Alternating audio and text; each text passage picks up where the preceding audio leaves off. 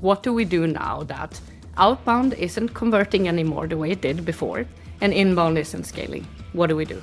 How did you start leveraging those signals for the first time? We try to reach the people who have the problem on a day-to-day basis. And when we then by accident manage to reach them, we might also by accident outreach to them in the right time, if we're lucky.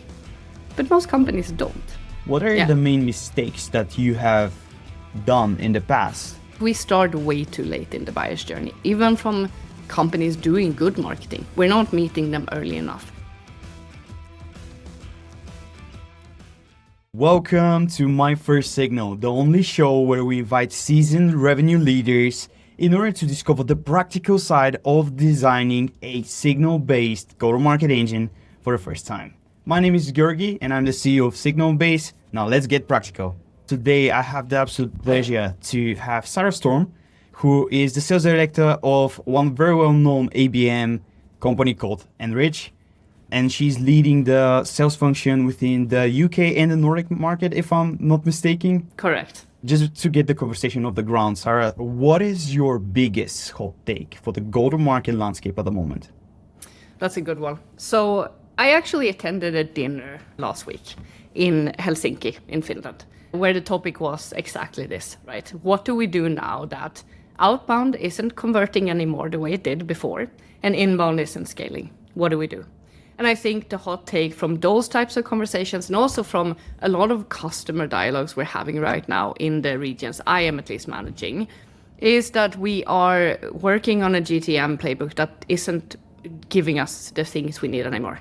So the challenges with inbound not scaling, being very content heavy, SEO returns diminishing, and at the same time our outbound engine, if we had one before, because a lot of companies were very inbound heavy reliant for a while, is not converting. So connect rates, everything is just going down the drain of the old playbook. So I think a hot take is to do two different things. Number one, we need to start looking at our average contract value.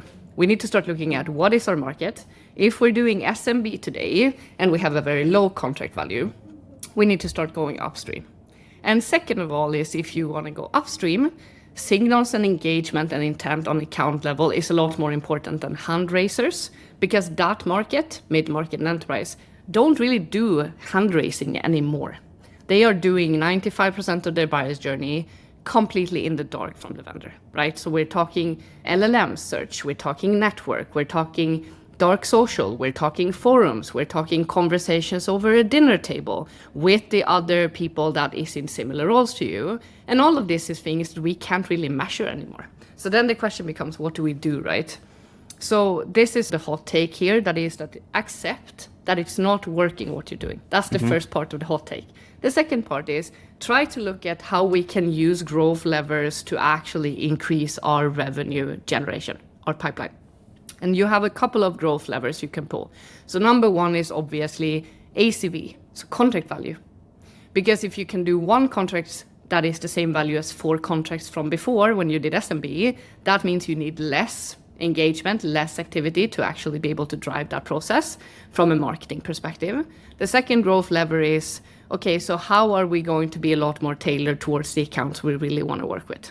And how are we going to make sure that if I have a rep in my team and I call that rep and I say, hey, this account, what do you know about them? They actually know the account. That means that the outreach and the engagement and everything we do to market and sales towards that account is a lot more tailored. So that's another growth lever you can use. The growth lever that a lot of companies are looking at now is how do we do more with less people? So we're cutting staff to the left and right.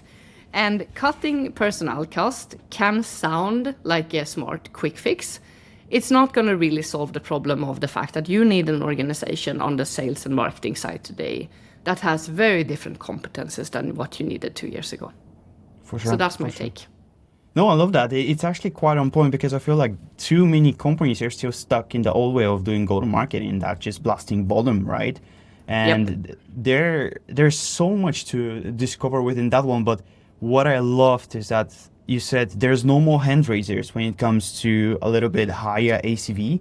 So how can you tell like a brief story about how did you start leveraging those signals for the first time? How did you discover them? What was the tipping point for you to realize, oh, damn, there is something in there that I need to leverage accordingly. It's actually interesting because I've been on the revenue side for 23 years now. This has been my entire career. I'm super nerdy on the sales side, on the B2B sales side.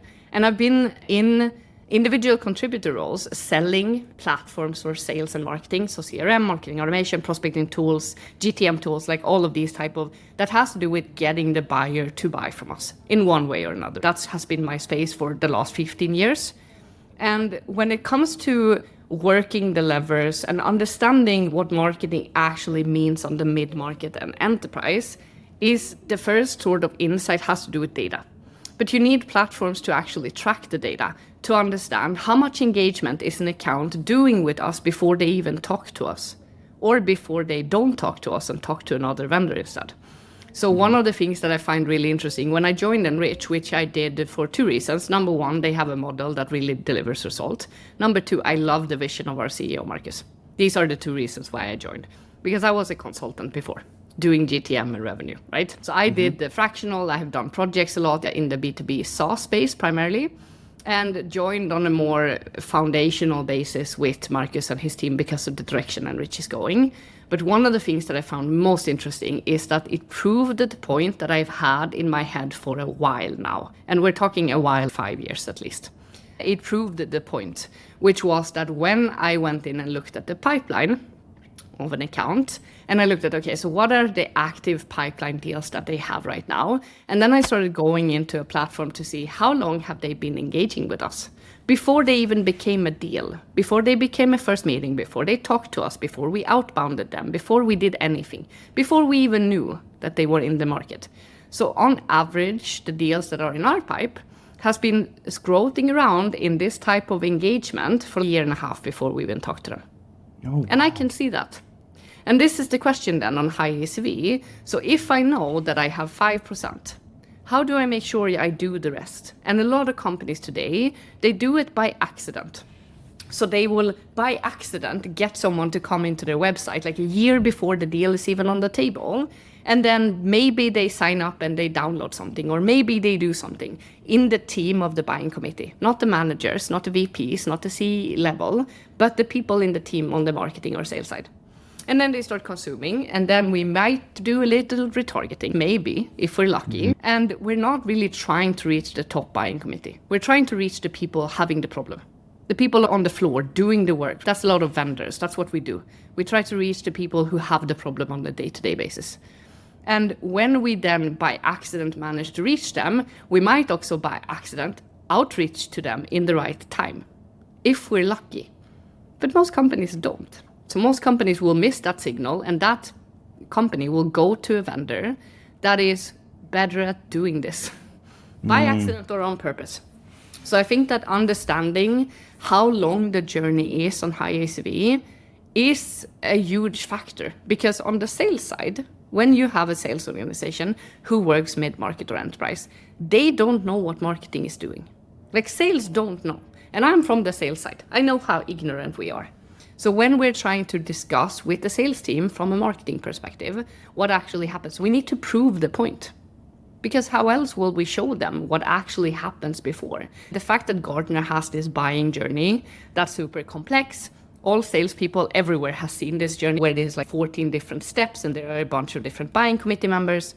We don't actually understand what marketing is doing to reach them. And a lot of marketing departments are not doing enough because we're too short-sighted, because our management tells us, give us leads.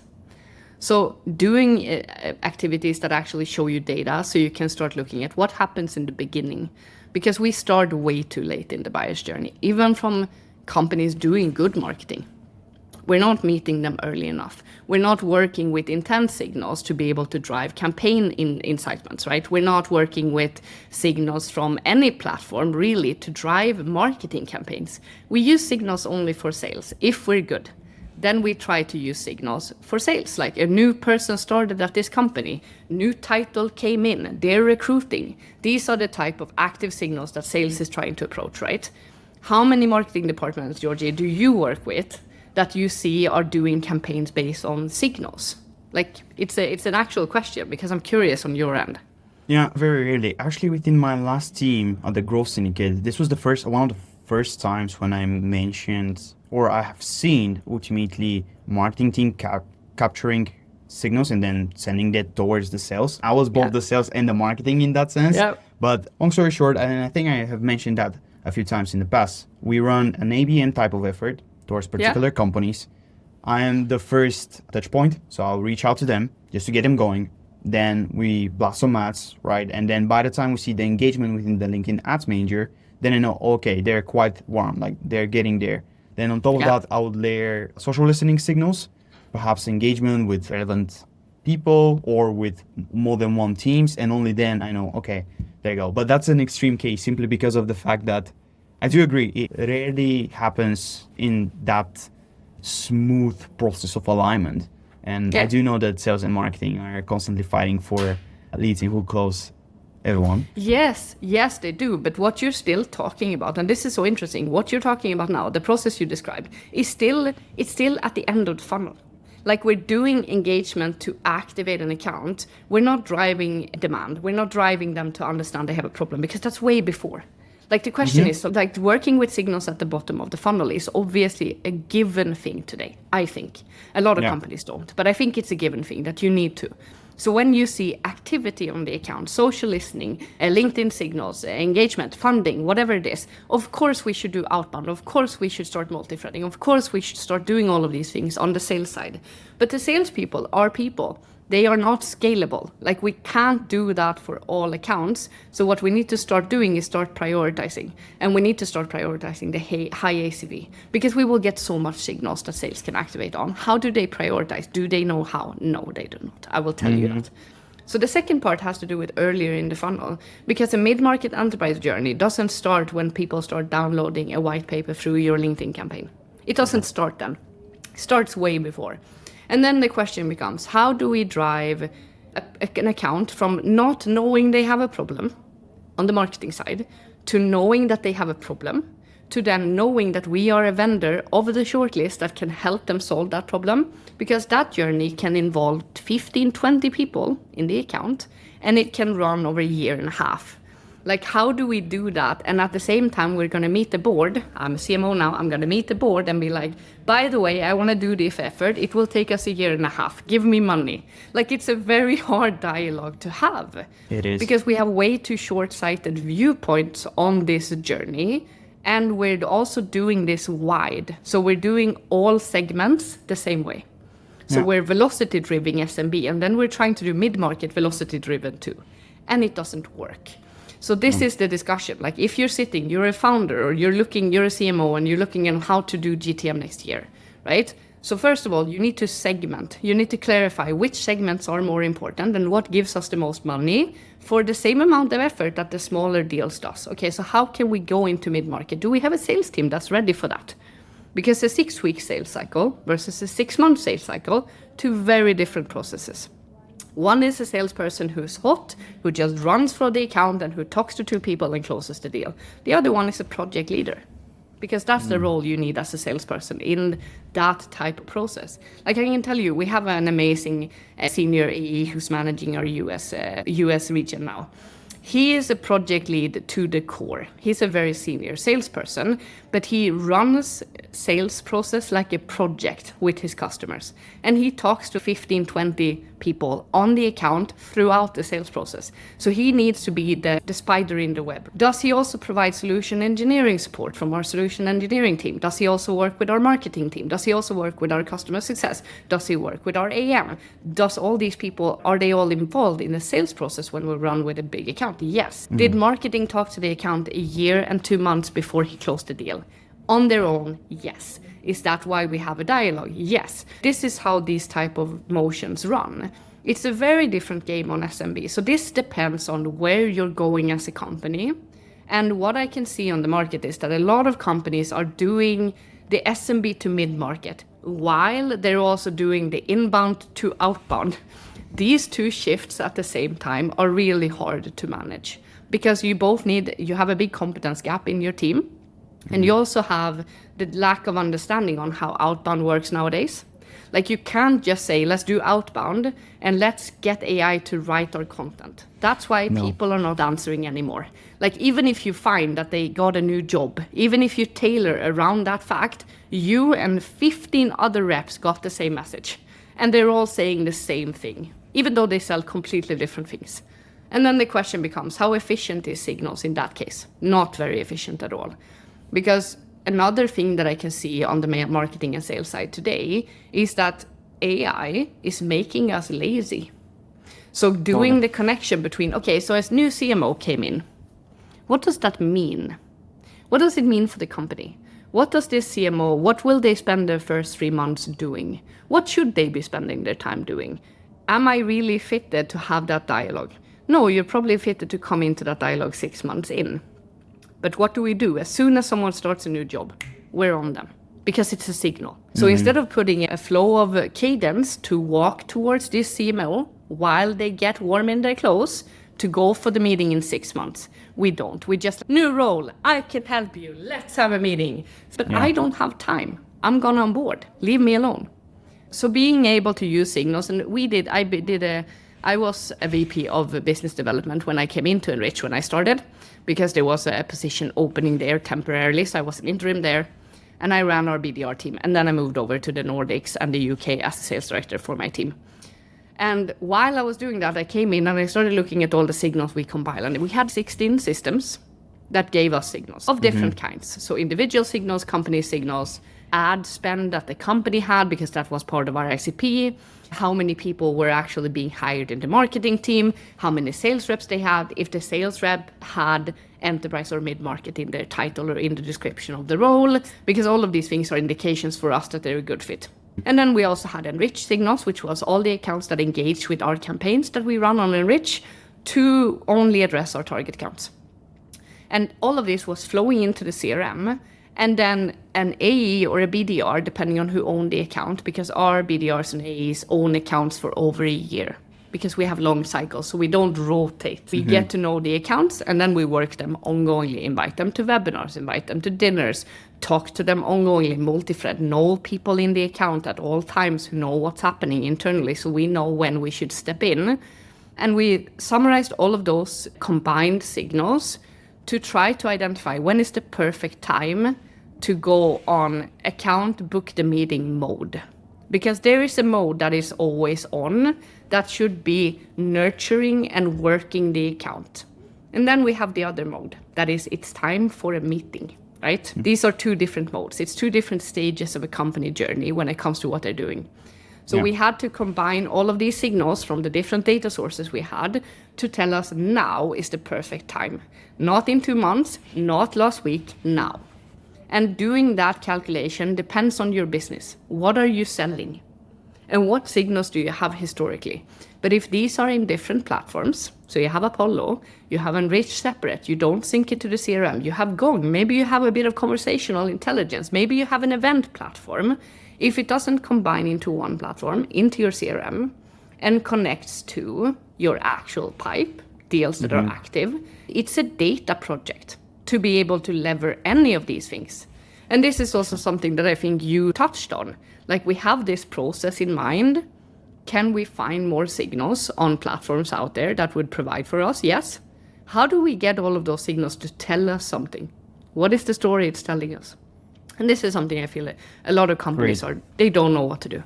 Yeah, I think it's a fundamental problem when it comes to more data historically seems to be better, but that's not actually true. No. Because the quality of the data that you gather is 3 times more important than having 1,000 touch points, and then your qualification criteria looks extremely messy, and therefore your whole CRM is a complete mess. But due to time, I just want to speed it up a bit and go into, because you already mentioned so many great ways of at least how to start looking into building your signal-based engine.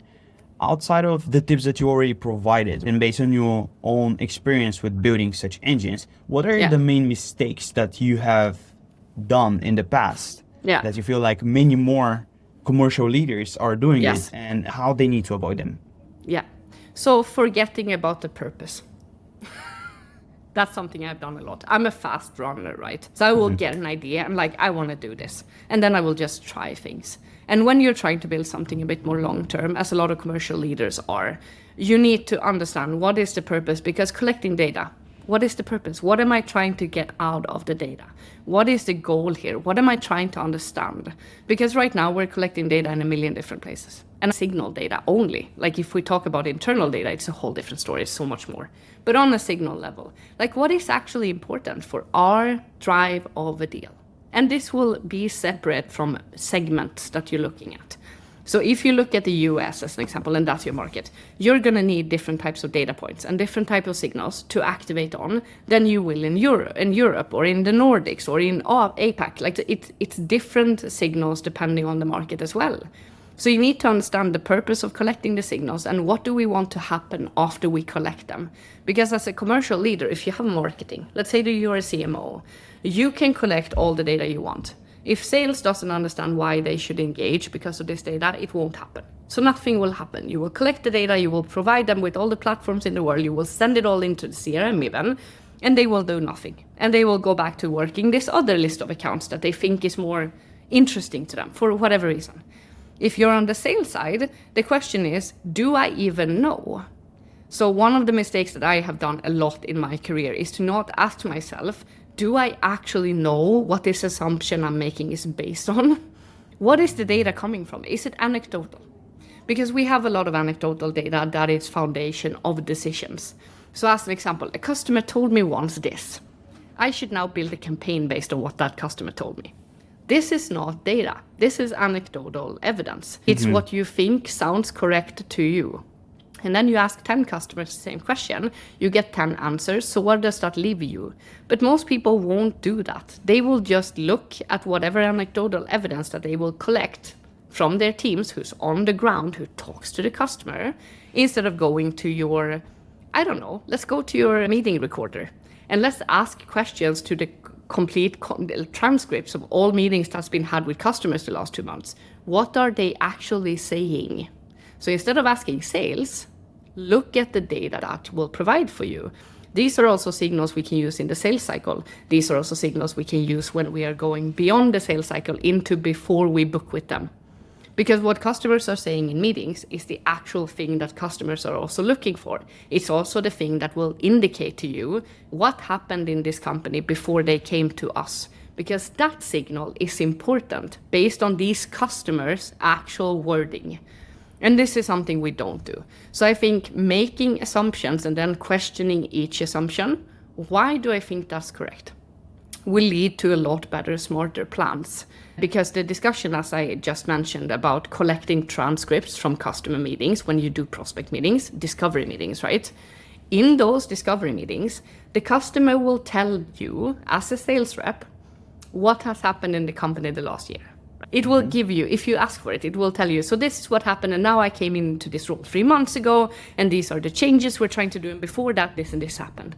So it's great. So if we know that these are the signals that leads you to sit in this meeting with me today, how can I use those signals to activate and say, look, hey, dear customer, normally when you are at this stage, in 3 months you will sit with us. Let's speed that process up. This is why you will sit with us. But we don't collect data based on purpose. We collect data because we're supposed to collect data. Does that make sense? Yeah, totally. Yeah. Totally. And also I feel like customer, because my background is in marketing and I recently got more and more involved with sales. When it comes to the whole go-to-market motion, I feel like tapping into those resources, not only from the sales team, but also from the CS team, is actually a golden mine. I have seen personally when leading growth in another startup, how the founder just turns around a whole conversation and actually books a very high ACV call via the support. Yeah. So definitely to the reps out there, also try to collaborate together with your CS team. You don't even do that. I want to tell you that. You don't even need to collaborate. You can just go to the meeting recordings and read the transcripts. Ask Phantom or whatever transcript you have, what are the most exciting questions that the customer got excited about? What did they say about results? And you, like, I onboarded myself through our Slack that is connected to our Phantom about customer meetings, like existing customer meetings recorded and transcribed. I just read through them and suddenly I understand exactly why customers are working with us. which is the reason for why I should have meetings with new business. So you can speed up your understanding without having to sit in a single meeting. You just need to think about where to potentially look. And on the sales side, I sit a lot with CROs right now on mid-market size companies, because I have a proclivity to SaaS companies, because I know that business inside and out. So I sit a lot with CROs, so SaaS companies who are mid-market, which size-wise, we're talking 200, 400, 500, 600 employees. And they are they're very senior. I'm not going to curse. They're very senior, which means that they grew up when I grew up. They grew up in their sales career when I did, which means that the competence of connecting the dots is something that we have based on experience. That gut feeling that you get from experience, that comes from millions and millions of data points stored in your mind as you've gone through your career. We can literally get a rep to get to a similar competence level if they just are provided the right type of content to consume. And this is the content piece I'm talking about. So we're talking about, oh my God, how are we going to train the junior reps? They don't understand anything because they're junior. It's not their fault, obviously. It's management fault. We will always be the responsible party. But how am I going to get this person to get to a point where they fast speed up? So they can ramp, so they can sit in customer conversations and sound like an expert, because they are. How can we get a junior rep to get there? Because that's what's required on the mid-market, which is what a lot of these companies are trying to do now. And I was like, so how did you do it? Yeah, I sat in 1,000 meetings. Can we summarize those meetings somehow? We have them recorded, right? So there are so many things we can do with data today that has to do with understanding and collecting signals that are important to be able to find them early in the journey, but also to upskill our teams. Are we doing any of these things? Not really. So this is the question, right? What are you actually doing today to be able to upskill your team while you're also working with data to tell you what signals to go after? To build that engine of your signal, because this is specific per business. It depends on what you sell, what the signals are. So what are you doing from a data perspective? And if you're a person who's a CRO or a CMO, I met a lot of these people in that role who aren't really that interested in technology. It's a problem today. You need to get interested. Seriously. If you haven't started building your first agent yet, it is time to get started. Because that agent, if you build it, can go into these meeting transcripts and find you the information you need. But if you're not interested in building, you just want your team to get AI native, but you don't want to, get over yourself. That's my advice. Awesome. And just to fit under the 30-minute mark, right? If you have to give one last piece of advice to all the revenue leaders out there that they need to bring back today, right now, after listening to this episode, what would that be in life? The understanding that deep sales competence needs to be built in your organization, and you don't have it today. And this is a problem for both CMOs and CROs today. Awesome. All right, ladies and gentlemen, that was it for today. We had Sara Storm, and I feel like the main feedback from today is focusing on the signals and actually understanding why do you even need them at first point. Analyzing all of the insights that you gathered, not only from talking to sales, but also the rest of the recordings. And most importantly, really trying to experiment as much as possible with your sales efforts and putting it out there and upscaling your team. Did I summarize it correctly? You did. And also get over yourself with AI and start building, because it is time. Awesome. All right. I'll see you guys in the next one. Have a good one.